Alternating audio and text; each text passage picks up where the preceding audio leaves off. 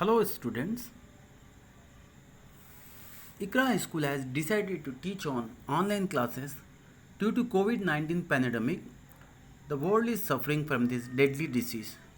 So this is the right time to learn online. As a subject teacher of social science,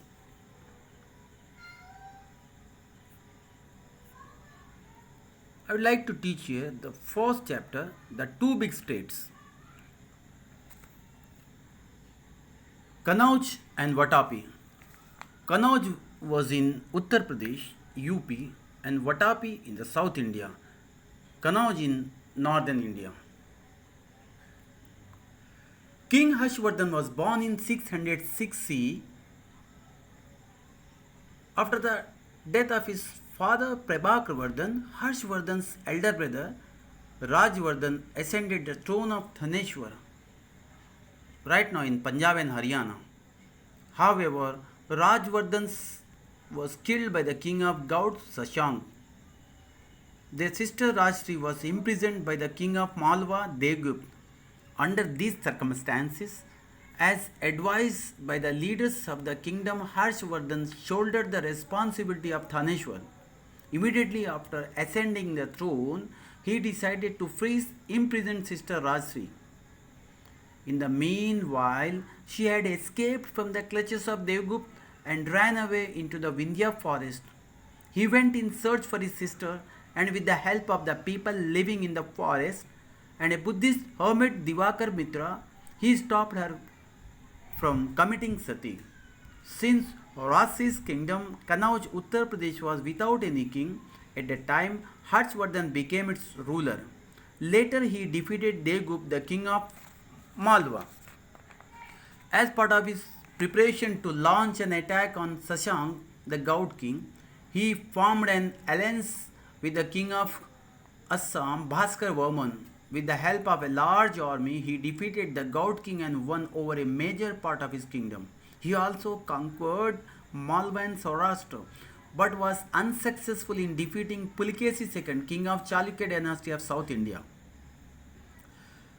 After 7 successive victorious years, Thaneshwar emerged as a large kingdom in northern India.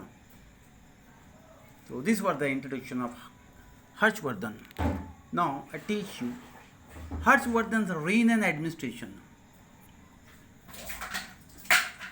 Harshvardhan personally supervised the administration of his state by traveling extensively.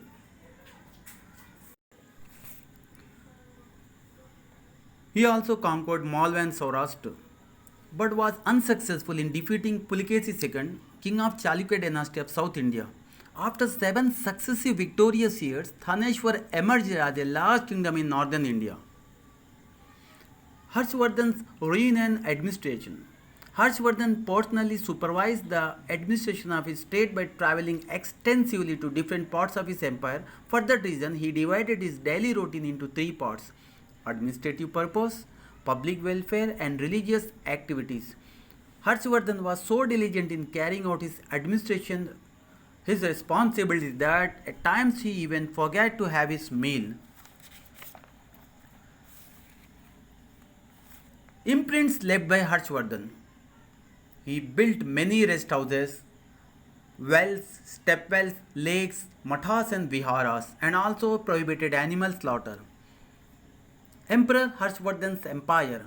King Harsh extended all possible assistance to Acharya Shilbhadra and made Nalanda into a world famous university. Dear students, at medieval times, early medieval times, Nalanda University was world famous. Different scholars of the world came here to learn different subjects. So, life of people. So we came to know the life of people by the writings of Chinese traveler Huang Sang. Towns and villages of the time were fortified and had huge gateways at the entrance.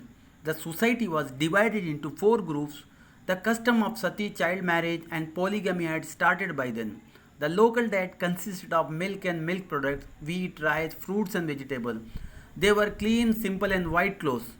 Farming and animal husbandry were the main occupations of the people. Gold and silver coins were used for commercial transactions.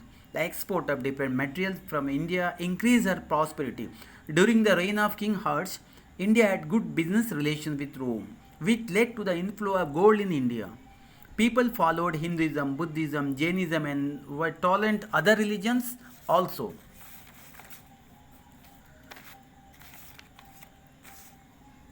The armies of Harshvardhan and Pulakesi II fought between the rivers of Krishna and Godavari and also acquired Andhra Pradesh. The armies of Harshvardhan and Pulakesi II fought a great battle near river Narmada in which the former was defeated. This halted Harsh's expansion towards South India and so on.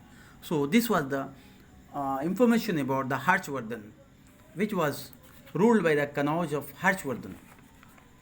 The next state was Vatapi. It was in the South India. So I'll teach you the next medieval age biggest state, Vatapi.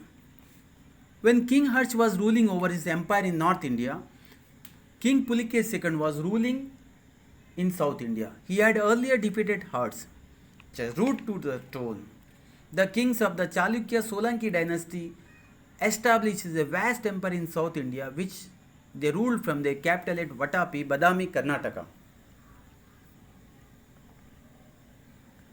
Pulikesi first, a great king of the Chalukya dynasty, his son Kirtivarma ascended the throne after him. He was succeeded by his brother Manglesh, who built the grand Vishnu temple at Vatapi. After him, the righteous Pulikesi II became king and ruled over the empire for about 30 years. Pulikesi's second period time was 610 to 642 CE. Pulikesi was a valiant king who won many battles. His first victory was over lost South Gujarat, followed by his win over Gujarat, North Gujarat. He gained control over the Vengi region that lay between the river Krishna and Godavari and also acquired Andhra Pradesh. He transformed the capital Vatapi in a city of magnification and splendor. So, dear students,